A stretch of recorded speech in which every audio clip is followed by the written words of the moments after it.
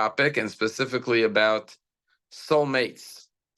And I love when a Jewish concept becomes mainstream in society. Bashert is a Jewish concept. It's something that is discussed in the Talmud, which we'll talk about in a second. But today, even secular society uses the idea of finding your soulmate. And I think that originates in Judaism. So we all know where the idea of a soulmate comes from. The Talmud says, there's a famous passage in the Talmud that says 40 days before a child is born, a heavenly voice announces, the son of so-and-so will marry the daughter of so-and-so, which means that marriages are made in heaven. Another concept, a match made in heaven. That's a Jewish concept. The Talmud says that marriages are made in heaven. What is the idea of a marriage made in heaven? Because when we were in heaven, we were souls. We had no body in heaven. So today we often choose our spouses based on very material things, their physical appearance, their status, their amount of wealth, or other things that influence the decision in who we want to marry. But we have to keep in mind that when the marriage was made in arrangement in the souls in heaven, it was based on the spiritual qualities and compatibility of these two individuals, nothing to do with any physical attributes, because they didn't have a body and they didn't have a bank account and they didn't have any position or status. So it tells you what the priority in marriage should be. And many times people, unfortunately, focus on the wrong things, and that could be a hindrance to finding your soulmate because you're looking for the wrong things or in the wrong direction. So it happens to be that yesterday, those who were in synagogue know that we learned about the laws of the sota, which I won't get into at great length, what the sota is. But the sota is a situation where there is a rupture in a marriage, there's distrust between a husband and a wife. I was going to ask a favor. One of the people on camera is walking around, and the images are causing a little bit of distraction. So if you're in one place, that's great. If not, if you could just put your camera off because it's a little bit distracting. Thank you. So going back to the subject of yesterday's Torah portion, yesterday's Torah portion was about a ruptured marriage, a marriage that is dysfunctional, that is broken down, that a husband and wife don't trust each other anymore. And it's about a very special procedure that took place in the temple times where special waters were created by the Kohen with the name of God erased into these waters and given to the woman to drink to prove her innocence to the husband so they could restore the trust in the marriage. And it's a law in the Torah. There's a whole tractate in the Talmud called Tractate Sotah. But as I mentioned yesterday in synagogue, our rabbis tell us that here we see the importance of peace and harmony in a marriage, what we call shalom bayit, and how important that value and ideal is in Judaism, because it's the only time that we find that God says, you could erase my name. The Kohen could erase the name of God, the tetragrammaton in the holiest name of God, Yud Hey Vav Kei, into the water for the woman to drink, to restore peace and harmony between a husband and wife. And we actually say in our daily prayers that one of the great mitzvot is Hava'at Shalom Ben Ish Lishto, bringing peace and harmony between a husband and a wife. We know that Aaron, the high priest, was renowned to bring couples together again, to restore harmony. That's why it says that the women, the entire house of Israel, wept for Aaron, as opposed to by Moses, where the men wept more than the women. When Aaron died, the women cried as much because he restored peace between husbands and wives. So we know that Shalom Bayit is the highest priority in Judaism. Marriage is the highest priority, and peace in the marriage. And we know that God says, I dwell in a home where there's peace and harmony. That's why when you take the name Ish and Isha, man and woman, they both have Aleph and Shin, which is the letters that spell Aish, fire, passion, love. But the man has the Yud, the woman has the Hey. Ish has a Yud in the middle, Isha has the Hey at the end. The extra letters is the Yud and the Hey, the name of God. And our rabbis say when a husband and wife dwell in peace and harmony with love, then there's the presence of God is dwelling inside that home.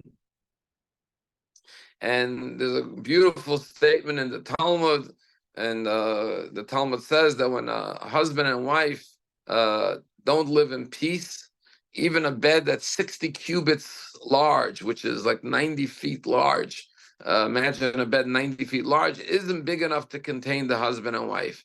But when the husband and wife are living in peace and harmony, they could dwell together at the edge of a sword. The thinness of the blade of a sword is enough to contain them. So let's begin our discussion today about the topic of soulmate. What is the idea of a soulmate? I mentioned obviously the idea that it's the spiritual qualities that we have to focus on, but I think there's much more to it than just that. So if you notice, the story of the Torah begins with the creation of the world, right? Bereshit, God made the heaven and the earth and 6 days of creation and then rested on Shabbat. But the second story in the Torah is the story of marriage. God sees that Adam is alone. He says, it's not good for man to be alone. I will make a helpmate. And what does God do? God creates Eve. Now, Adam was both male and female. One side male, one side female. God separated the male component from the female component, and then brought them back together as a husband and a wife. And that's why Adam says, she's the bone of my bone, the flesh of my flesh. And therefore the Torah says a man shall leave his mother and father, and v'davak be'ishto, he should, you could say, cling to his wife, but become attached to his wife. V'hayu l'basar echad, they become one flesh. They become one. Marriage is where 1 + 1 = 1. So obviously, the first thing God does is create a universe. The second thing he does is makes a companion, a helpmate for Adam, introducing the idea of marriage. And the very first commandment in the Torah is be fruitful and multiply, peru revu, to build a family. So what more do you need to know about the priority of marriage in the Torah? You know, in today's modern day, many people don't believe in marriage anymore. They believe in other things, you know, live together, be happy together. But why get married? Or why start a family? But the Torah makes it very clear what the order of priorities are. But here we have a very profound message in this order of the Torah. You know, there's an old expression about how to learn to like the people that you love, right? Sometimes you could love someone but not like them. Now, what does that mean? How could you love someone if you don't like them? Why do you need to learn how to like the people that you love? And here we have a very interesting idea. There's two words in the English language that may seem synonymous, but they're actually different. The two words are existence and life. What is the difference between existence and life? You may say, well, if something that exists is living, something that is living exists. But what's the difference between the word existence and life? And this idea I learned from Rabbi Manis Friedman. He talks about this as one of his very famous and profound ideas that he shares. And he explains the following. He says that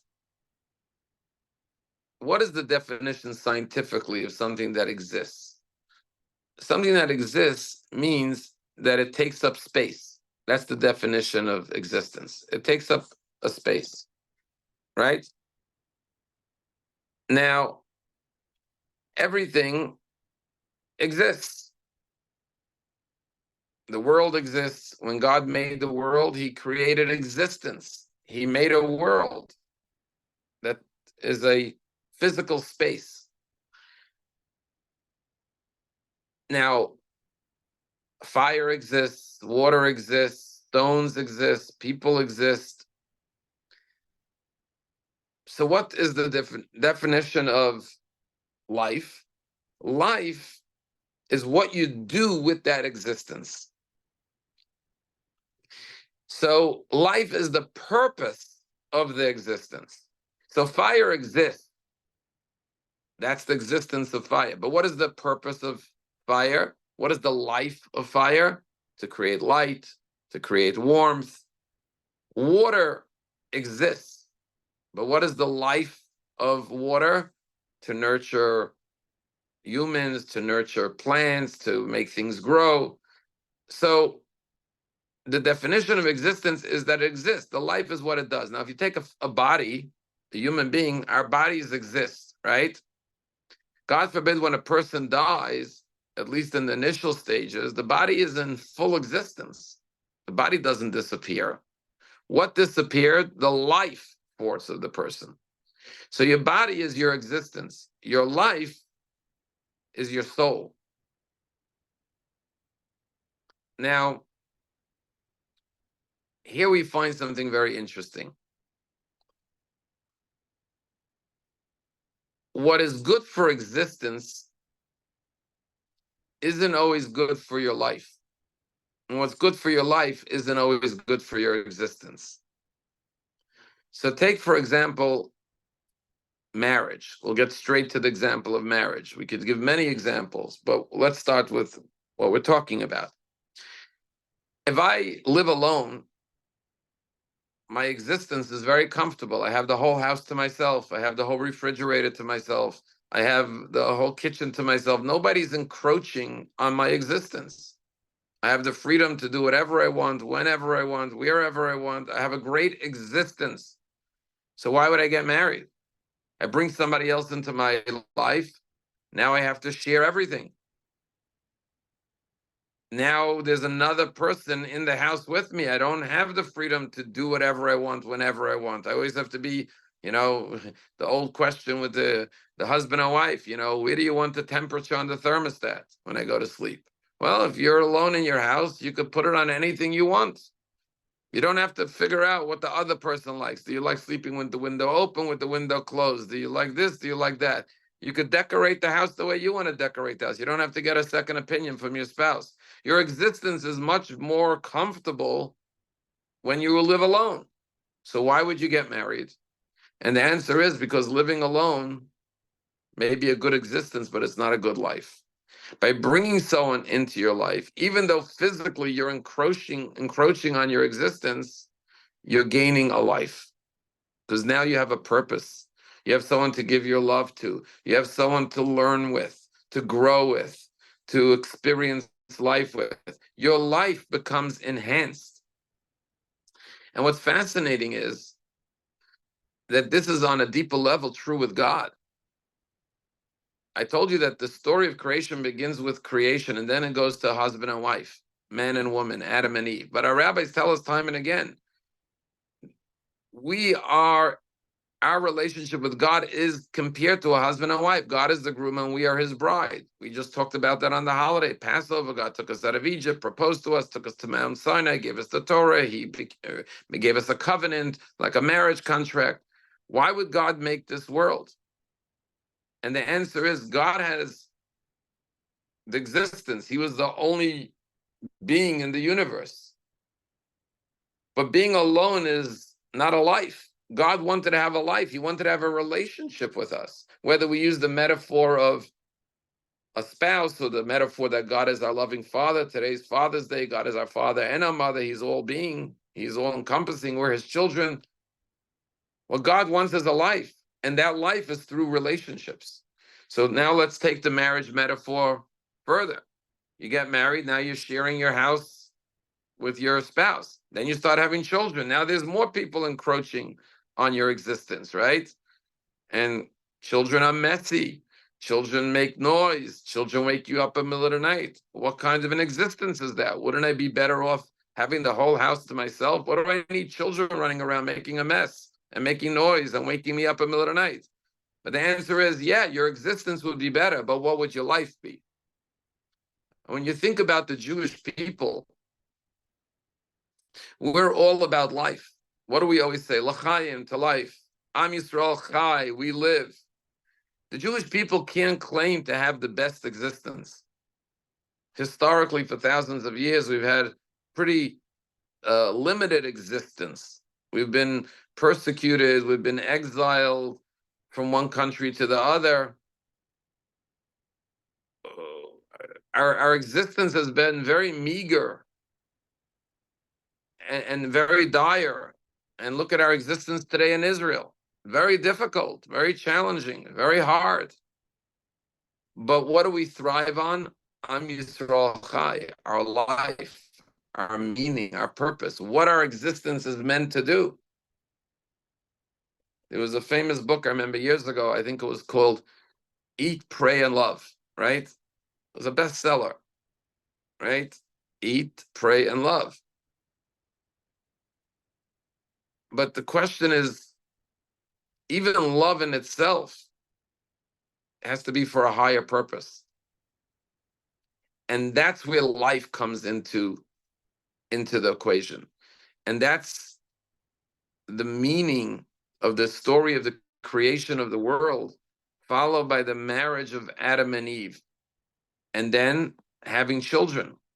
Take having children, to take the analogy even further and to use the biblical order: creation of the world, Adam and Eve, husband and wife, and then children. When a woman becomes pregnant, her existence becomes more physically, her existence becomes more difficult, right? She's not as comfortable, especially as the later stages of pregnancy come along. Sometimes she's doesn't feel well during the first trimester. She's throwing up.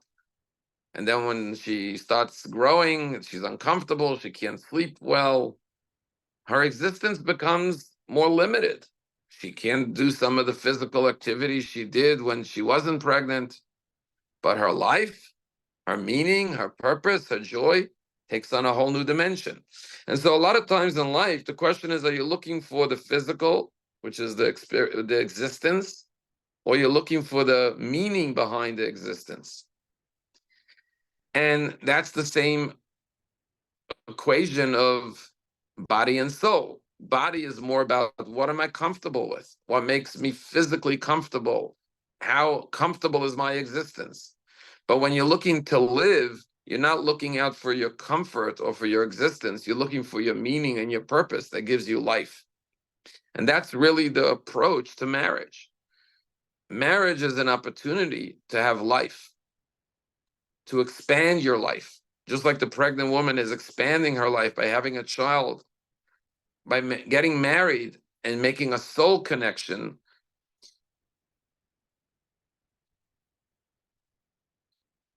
You are gaining more life. You may be giving up some of your existence. You see, so everything takes up space. That's in the world of existence. And by the way, it's not just in the physical realm. You can't have two thoughts at the same time because a thought takes up space. It's hard to have two emotions at the same time because each emotion takes up space. But when you come to the soul, the essence of a person, it's unlimited, it's infinite because it's a part of God. And so only by tapping into that soul are you able to tap into the infinity of life. And that's why marriages are referred to as your soulmate, because the goal of marriage is to, someone said something very clever. They said, life is a journey of expanding your definition of I. When a baby's born, their definition of I is just the baby. The baby is not aware of anyone else, so to speak. In other words, the baby cries in the middle of the night because the baby's hungry. As the child gets older, the baby becomes a little more mature and realizes I is not just me. It's my mother, my father, my siblings. So what does the baby do when an 8-year-old wakes up in the middle of the night? They don't start crying. They say, oh, my mommy's sleeping. I'll wait till the morning, because they realize I is not just them, it's their family. Then they go to school and they have classmates, and now their definition of I includes their friends. And then one day you get married and I expands and becomes your spouse. And then you have children and then grandchildren, God willing. And so life is a journey of becoming more and more selfless and expanding your definition of what I means. And so the more you broaden your definition of I, you realize as a Jew, you are connected to the entire Jewish nation. That the more you expand your I, the more life you gain. And the more life you gain, the more meaning and the more happiness and the more purpose you find in your life. And by the way, this applies not only to marriage, but this applies to all areas of life. You know, you could tell your children, go to school, do well, so you can make a good living and have a good existence. You'll have a lot of money, you'll live in a big house, you'll be very comfortable. Or you could tell your children, no, go to school and do well, so you could get a meaningful career that could make an impact on this world and help others. So are you looking for a good existence in this world, or are you looking for a good life? And that takes us back to a question about learning to like the people you love. How could you love someone and not like them? I love you, but I don't necessarily like you. What does that mean? And the answer is what you're looking at. I love you because our souls are connected. I may not like you because you infringe on my existence. Sometimes there's friction between our existences. And by the way, it doesn't just mean physical existence. It means my opinion versus your opinion. You're challenging me. You're encroaching on my freedom. So when you look at it from the physical existence perspective, I may not like something. But when I look at it from the love perspective, from the soul connection, then I realize that you are not limiting me, you're expanding me, because you're allowing me to discover who I really am and fulfill my full potential. Because by having someone to love and someone to care for and someone to experience kindness with and all the beauties of life, and then with children and family, the home grows and expands, and I grow as a human being, and I have more life in me, even though my existence with all my kids and grandchildren running around may be limited, but my life is growing. And that's the aim, and that's the purpose, and that's the goal. You know, there's a sarcastic line that was said by Woody Allen, I think. He said, the greatest institution known to man is marriage. But who wants to live in an institution? And some people look at marriage that way. What's an institution? There's rules, there's regulations, you have to do this, you can't do that. I don't want to be like in an institution. I want to be free. I want to have a good existence. A lot of people say, not a lot of people, but many people today, I was by my dental hygienist a couple of months ago, and she got married a couple of years ago, and we started talking, and she said, oh, me and my husband, we don't want to have children. I said, why not? So, well, we want to travel, we want to be able to go whenever we want. We don't want to be tied down by children. Yeah, there's no question. If you don't have to deal with children and babysitters, your existence is broader. But are you reaching your potential as a human being when you don't have children and children to raise and to love and to inspire and to transmit your values to? You're missing out on the life. You may be getting a more comfortable existence, but your life is being diminished. So Jews have always, just take the three words, Am Yisrael Chai, the Jewish people live. For us, it's all about living. We've had a very rich, broad, elaborate, glorified life as a Jewish people. Our existence was far from expansive and comfortable throughout the ages, and including today in the land of Israel. But the question is what your aim and goal in life is. If your aim is life, there's no greater way to maximize your life than through marriage and family. And this is where we come to the idea of marriage. We mentioned that the greatest virtue and the greatest blessings in life, our rabbis tell us, come when there's shalom bayit, when there's peace and harmony in the home. God dwells where there's peace and harmony in a home. I once heard that in Jerusalem, there was an old tradition that when a husband and wife had a conflict, and when they resolved the conflict and made peace, they would go to the mezuzah and put their hands on the mezuzah, ask each other for forgiveness, and then ask God for forgiveness. I heard there was such a custom in certain communities in Jerusalem. Why? Because you have to realize when you have a conflict with your spouse, you drive away the divine presence. God doesn't dwell in such a place. Now, there are times where divorce is permissible. Judaism is not like Christianity. It says divorce is never allowed. It's a sin. Judaism recognizes that sometimes a marriage could be abusive. And just like sometimes you have to amputate a limb because it threatens the rest of the body, God forbid, sometimes, unfortunately, tragically, a marriage has to end. But that is obviously far from optimal. It's the last resort. The goal is to live and dwell in harmony, and then God dwells, and that's why procreation comes through marriage, because the greatest miracle of giving life, being a co-creator with God, and bringing life into the world could only happen through the passion and the love of a husband and a wife, through intimacy. As you know, the word for sex in Judaism is yada, to know the other person. Vadam yadat chava, he knew his spouse. It's about closeness, it's about connection, it's about intimacy. So when you just take the word shalom bayit, peace in the house, I just want to dissect these two words. The first thing is, before you get to shalom, you have to have a bayit, a house. And then you have to have peace in the house. So let's just talk about the word bayit. The Talmud says a person is not called a person unless he has a house.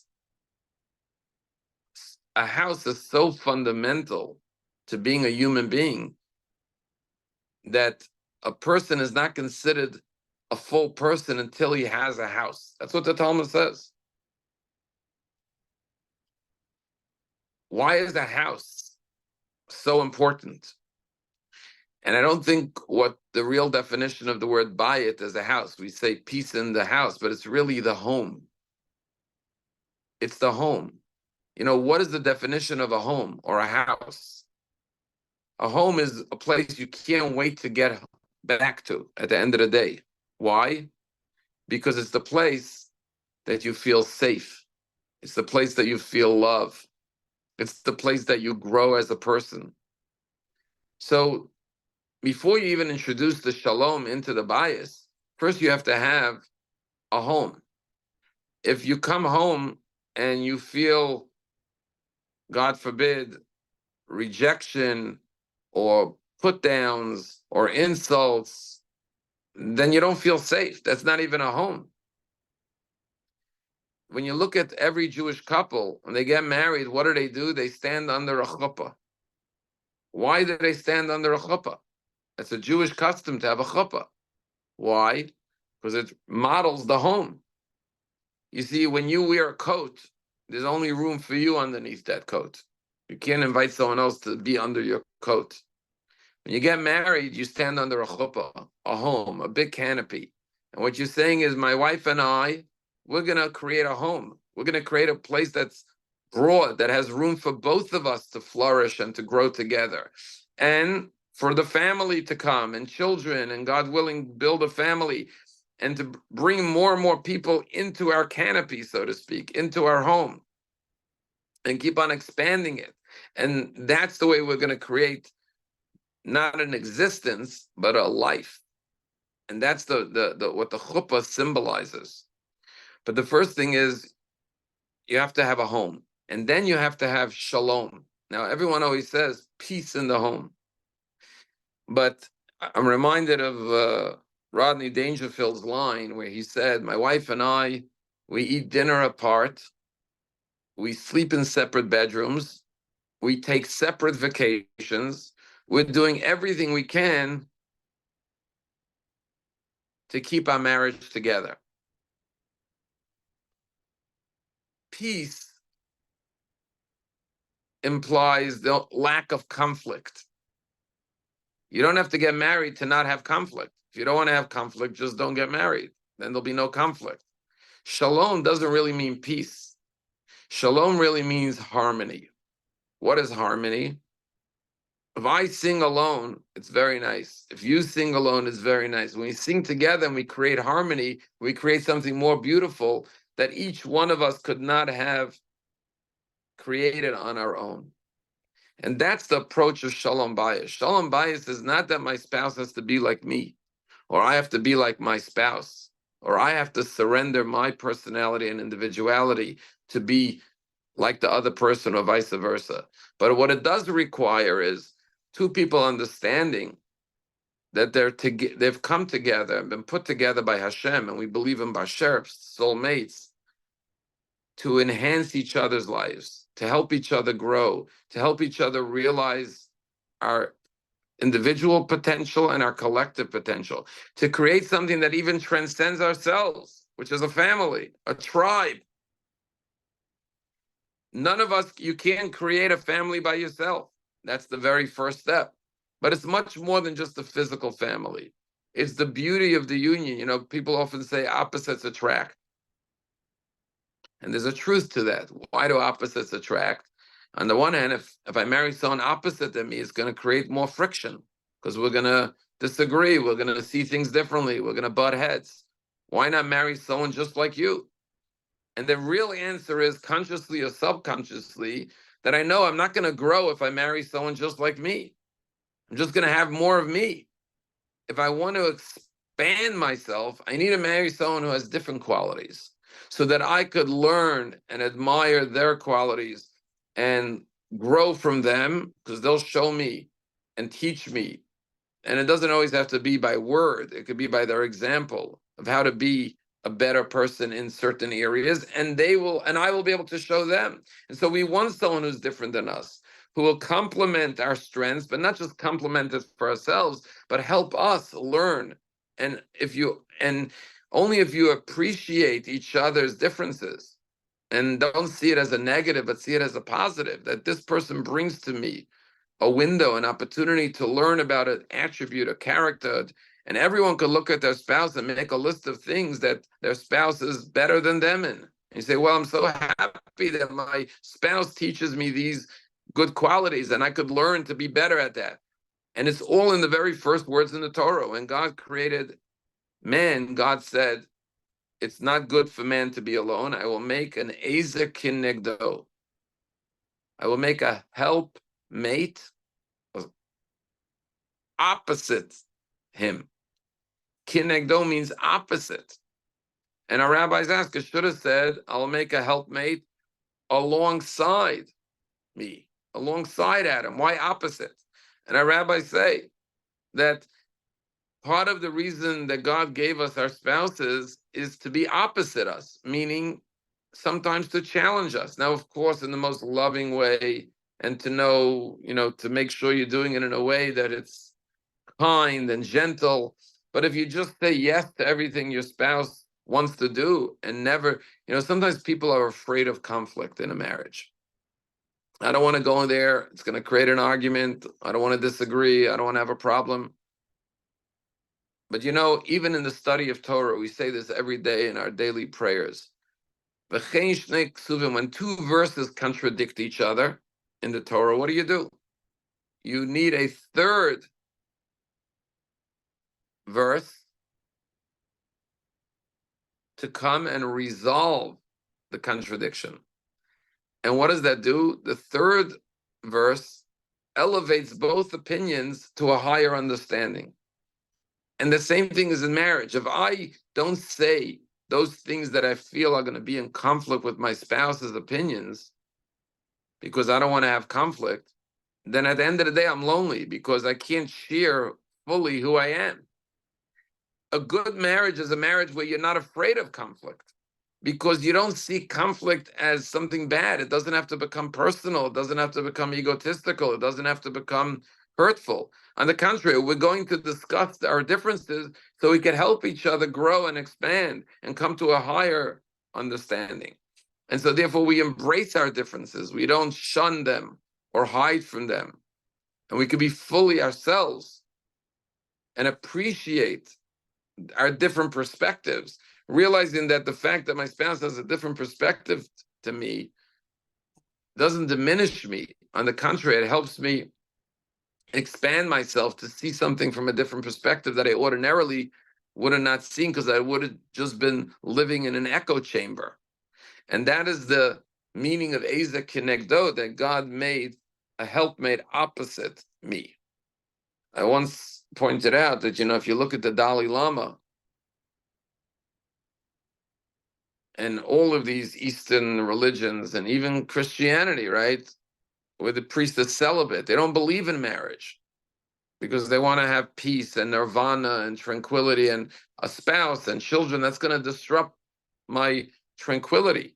The goal of Judaism is not tranquility. If you want to have shalom bayit, just live by yourself. You'll have always peace in your house. Be a very peaceful house if you live alone. The goal is not peace. The goal is harmony, to create something that transcends yourself. And that's what marriage is. That's what children is. That's what family is all about. So when you think about home, you think about your house, your family. It's a place where you grow with your family. And that's the way we view marriage. When the Lubavitcher Rebbe would send a blessing, just yesterday I was actually looking at our wedding album. And in the front page of our wedding album, we have the letter that the Rebbe sent us, that the Rebbe would send every couple, but this one was personalized to Dini and I. And what did the Rebbe wish? V'yivnu bayis b'Yisrael. They should build a house in Israel on the foundation of Torah and mitzvos. The dream of every couple is to build a home, to build a house. I don't have to get married to build a house. I could go build a nice house. To build a house, it means to build a family.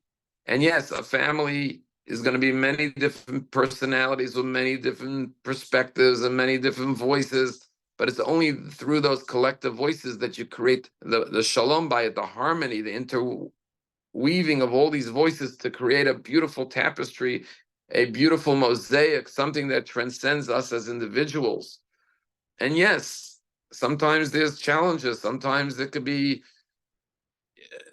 sticky, it could be messy, obviously in a normal home there's going to be disagreements, husband and wife, parents and children. You have children, that chances are not everything's going to be smooth sailing.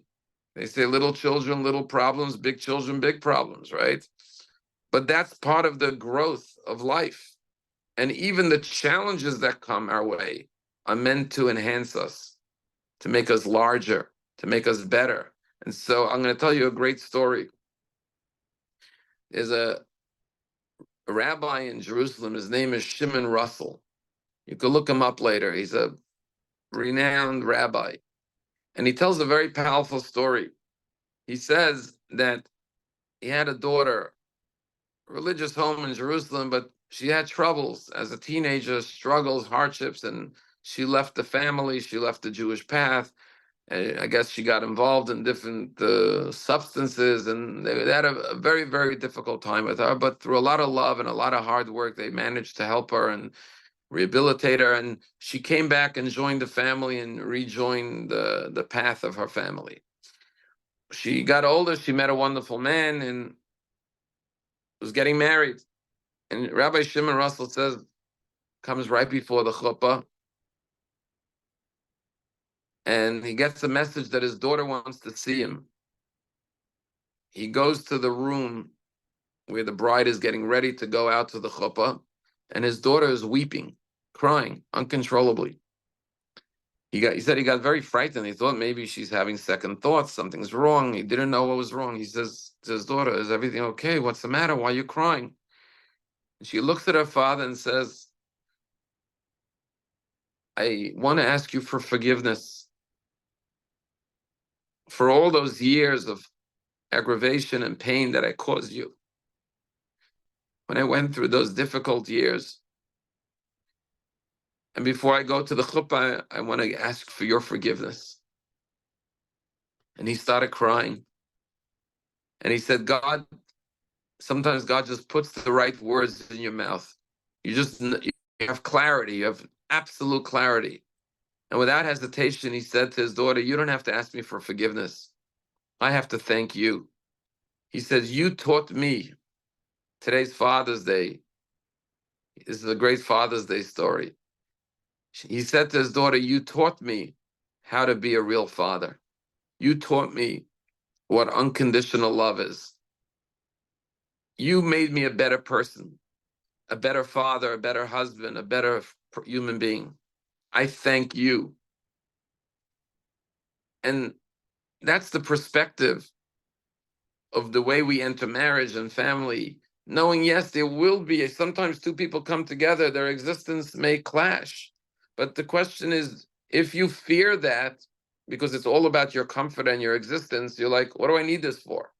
But if you realize this is what God gave you, because this is how you're going to grow as a person.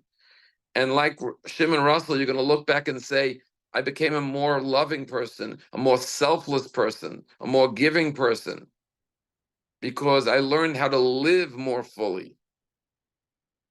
Even though maybe I gave up some of my comforts and my existence because I have to sacrifice for other people and have to do for others. But I've gained a life. And there's no comparison between a life and an existence. And all of our lives should be driven by looking to have life. And that's why the Torah says, Ubacharta b'chaim, you shall choose life. What does it mean, choose life? What, are you going to choose death? Are you suicidal, God forbid, that the Torah says don't kill yourself? That's not what the Torah is saying. But the Torah is saying choose life over existence. Every moment you have a choice. Am I going to go for existence or am I going to go for life? And it literally applies to everything. I could go home now, lay on the couch and sleep. Very comfortable existence. Or I could go visit that person who needs a visit because they're sick. One is existence, one is life. Always choose life. It's not as comfortable, it's not as convenient, it's not as easy, but it's the most meaningful. And just like the goal of fire is to create, if you have a fire burning during the broad daylight, it exists, but it's not serving its purpose because it's broad, it's a fire in broad daylight doesn't serve any purpose. But you have a fire at night when it's dark and it's suddenly there's light for everybody. Suddenly it's not just existing, but it has a purpose. Another mistake, when we get married today, especially, so much of the common culture it's all about love. That the most important thing when you seek to get married is love. And I have to be in love and fall in love. And there's this obsession, so to speak, with love. And tragically, many people end marriages because, I fell out of love. And it's interesting, I once heard someone say, there's never been a case where a parent calls his children into the dining room and says, kids, I got to talk to you. And the kids say, what? And the father or the mother say, I've fallen out of love with you. I've fallen in love with the neighbor's kids. So all of you got to move out. The neighbor's kids are moving in. Why doesn't that happen? Because when a baby's born, you make a promise to that baby. I'm going to love you for the new mother holds the child. And you say, you're going to love this kid? Absolutely. Forever? Absolutely. What's if he doesn't turn out to be such a great kid? Are you still going to love him? Of course. It's a commitment. It's a promise. I will always love this kid. What's if the kid's a brat? What's if the kid gets on your nerves? Doesn't matter. He's my child. I'm always going to love my child.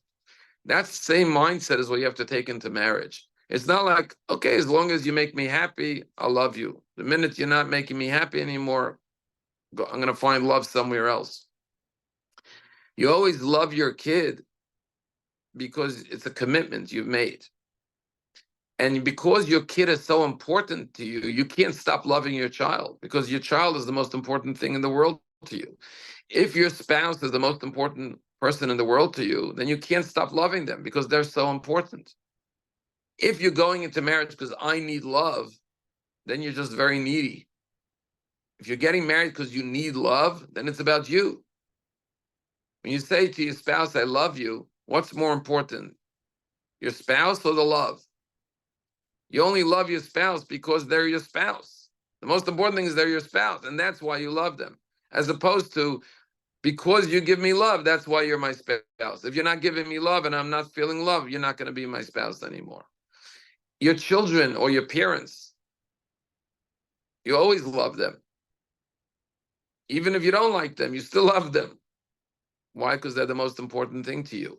And also because you can't replace it. You can't say, you know what, kids, If you don't give me love, I'm going to go find love from someone else's children.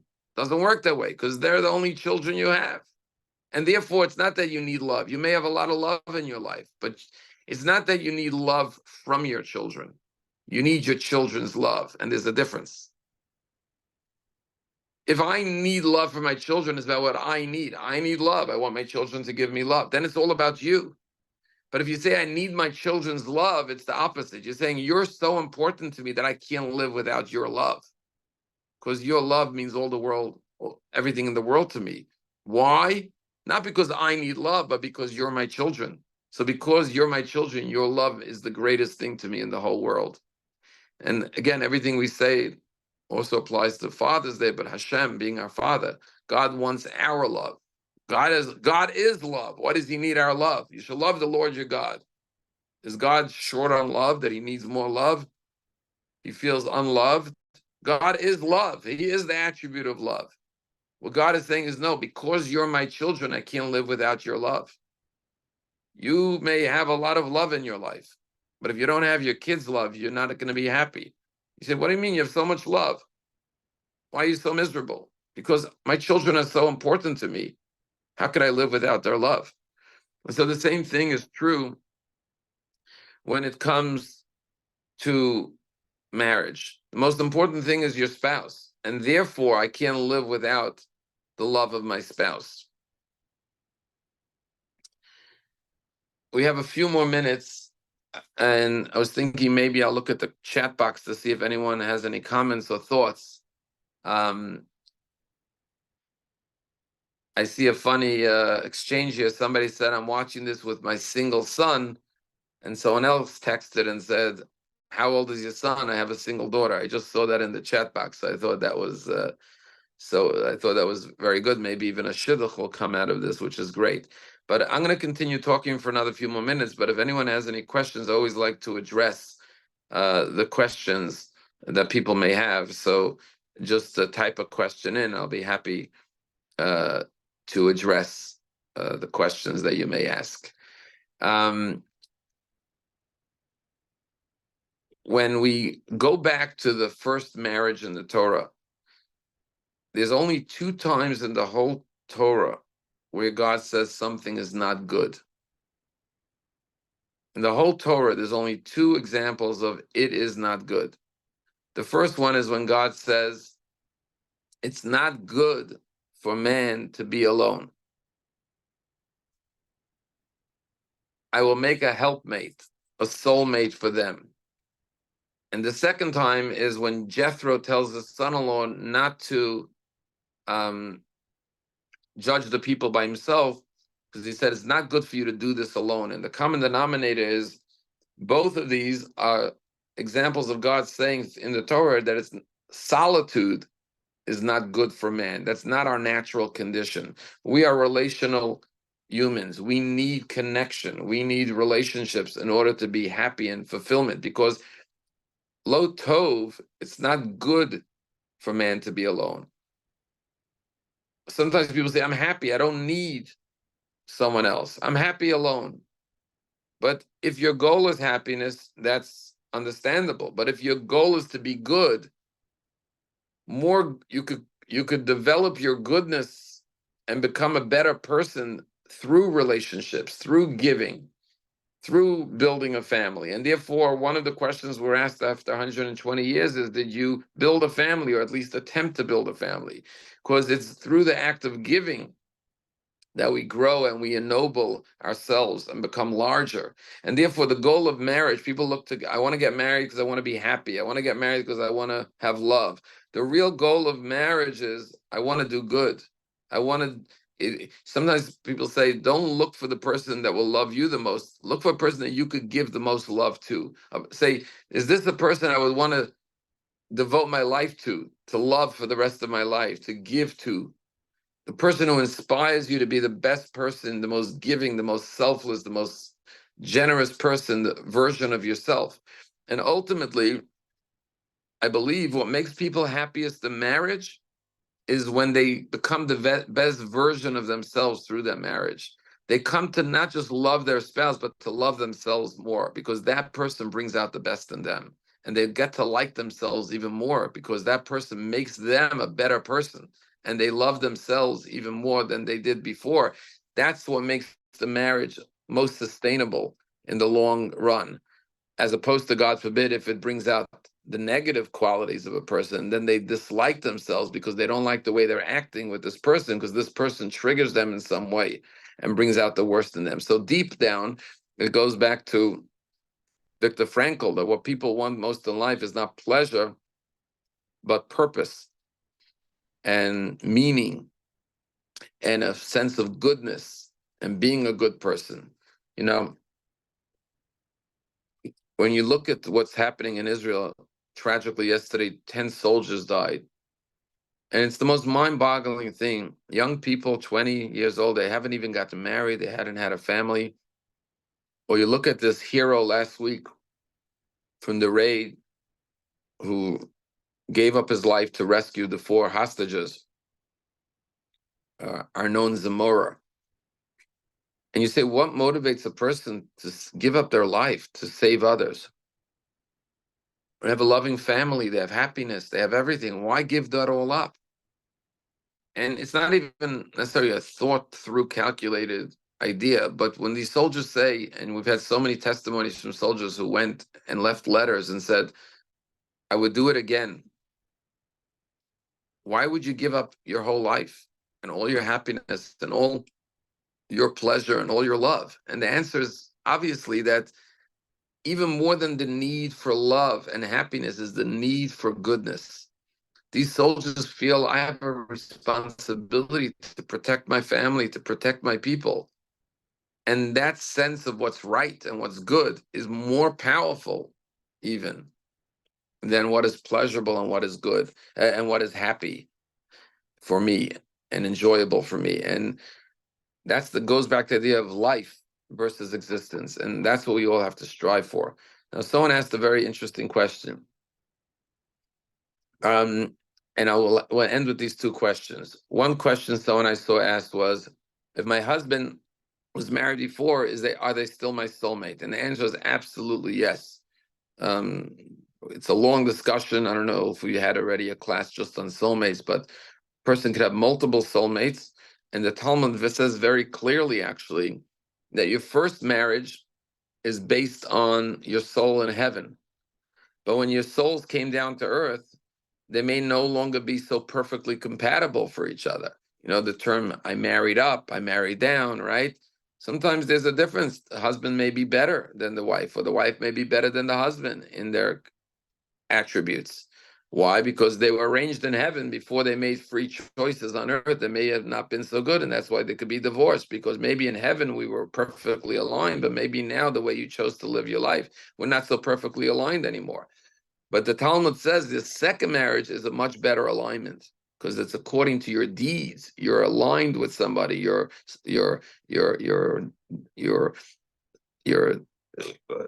set up with by God. You're put together with someone that is this is the words of the Talmud, lefi ma'asav, according to your deeds, according to what you really deserve, according to your actions, your own worth of what you've achieved, what you've done in this world. So in a way, the Talmud seems to say that what if someone unfortunately needs to go through a divorce, their second marriage could be a more appropriate match for them than even the first one. Someone now said, what about the third time? Okay, we don't have enough time for that. But I just want to answer another very powerful question that someone asked. And that is, what if you don't feel love for your spouse? What can you do?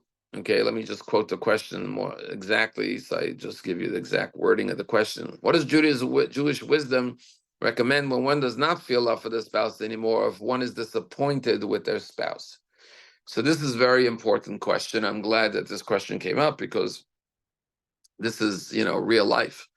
There's the ideal and the real. And what if a person says, my spouse disappointed me?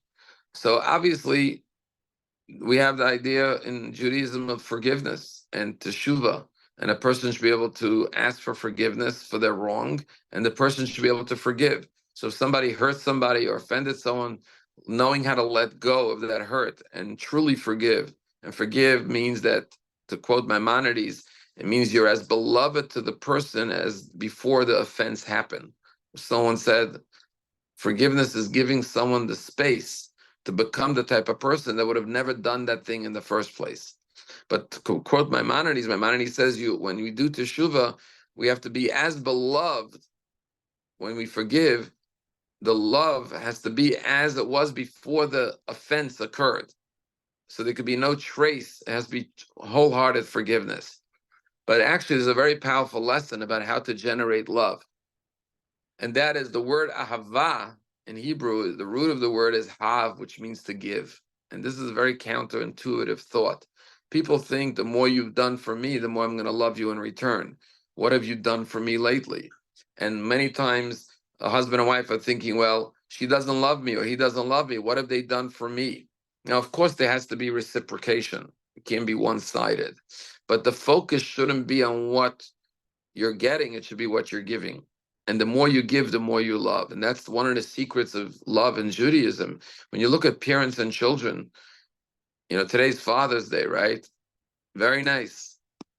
One day a year, children really think about their fathers, and one day for their mothers. But parents think about their children every single day and worry about their children every single day and do everything they can for their children every single day. A parent's love to a child is greater than a child's love to a parent in almost all cases. And the question is why? And the answer is because the parents are the givers and the children are the receivers in that relationship. From the day a baby's born, the child's receiving, receiving, receiving. Guess what? Receiving doesn't generate that much love. Because if it did, boy, children should love their parents so much more than their parents love them because they've been getting so much from their parents. What generates love? The giving and the doing. The more you give, the more you do, the more you love somebody, right? And that's a proven fact. If somebody's in the hospital not feeling well, you love them, you care about them. You say a Mishnah Berach for them. But if you go to the florist and buy flowers and go to the hospital and visit them and give them the flowers, you're going to care about them even more. And you're going to love them even more because you did something for them. You invested some of yourself in them. The more you invest of yourself in a relationship, the more you love that person because that person contains a part of you. And so therefore Judaism says, people always talk about how do you make your marriage better? And the answer is just do something nice. Every moment you can make your marriage better. You don't have to go on a romantic vacation. You don't have to go run out and buy a dozen roses. Just do something kind. It could be as simple as opening the door for your spouse. It's a gesture, but it means something. Or washing the dishes when they go to sleep, so when they wake up, the kitchen is clean. Or showing them some act of kindness. Any act of kindness immediately, according to Judaism, makes the marriage better. Because if you gave something to someone or you did something for someone, you created love. And maybe it's a very small increase, and maybe it's not as noticeable at first. But there's no question the love grew. So we all have the power to make the love grow in our marriage. And sometimes people say, well, my marriage is loveless. I don't feel love. And it's the other person's fault. And it may be partially that person's fault too. I'm not saying it's not a two-way street, but don't think you're powerless. And the most important thing, and I think this is the way to end this class, is that marriage is not one and done. It's like, okay, I got married. It's done. It requires that constant investment of love, of ahava. And that means that constant investment of doing. And like I said, you're not going to take your spouse every day on a vacation and buy them jewelry or buy him gifts or whatever it may be. But those little acts of kindness can be ongoing. Can I make you a cup of tea? Can I do this for you? Right? Though ahava, just the act of giving, is what generates that love. So to summarize some of the ideas we said, always ask yourself, am I looking for just existence or for life? And sometimes to gain life, you have to give up some existence. And it's only by giving up that existence that you gain a greater degree of life. And the ultimate goal is to build a Jewish home. And what is a home? A home is where you feel safest. A home is a place that you feel the most potential for growth. A home is a place that you feel love.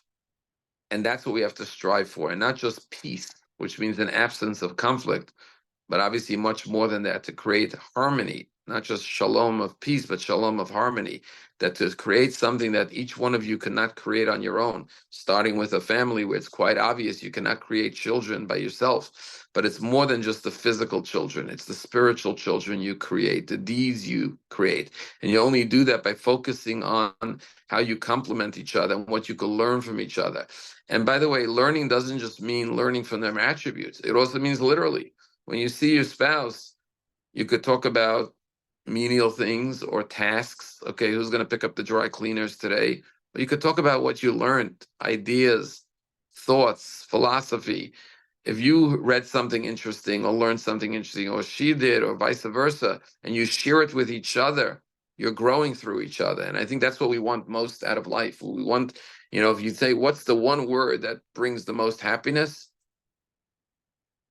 You would say growth, either relationships or growth. Marriage gives you both. It gives you someone to relate to not just to get from, but to give to love.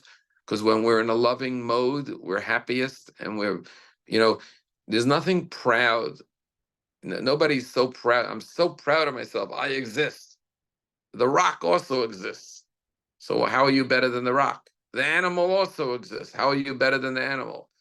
You don't get joy and satisfaction out of existence. You get comfort out of existence. You get pleasure out of existence, but you don't get happiness out of existence. You get happiness out of living. And there's not by coincidence that living rhymes with giving, right? But it's through giving, it's through living. It's by sharing your life and giving life to others that you find joy.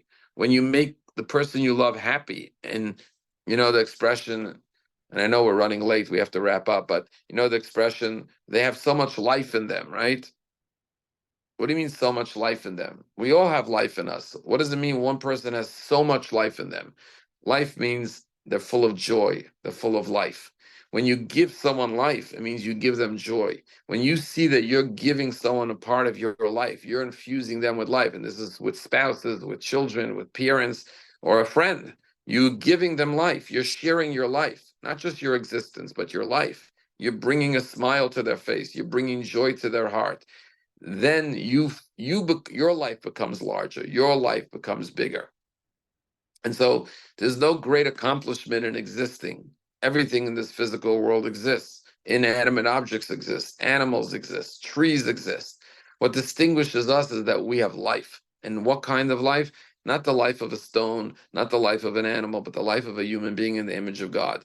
And therefore, the more we live spiritually through our souls, and the more our souls radiate through our physical existence and reverberates through it, the more happiness, the more vitality, the more life, the more joy, the more love, and the more everything. And so a simple question you could ask yourself at any moment, right now, are you living or existing?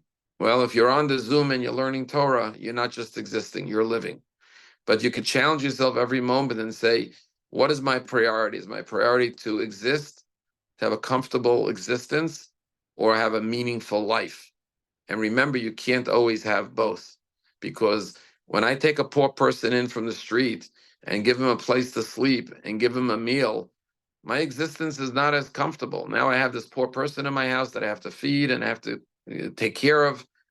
I encroached on my existence, but how much meaning and life did I get in the process? The Jewish people never were, and I'll just finish with this. It's very ironic. All the mighty empires that had this very large existence, the Roman Empire, the Babylonians, they had this huge existence, but they're not here because they focused on their existence. And once their existence ended, their life ended because all they had was existence.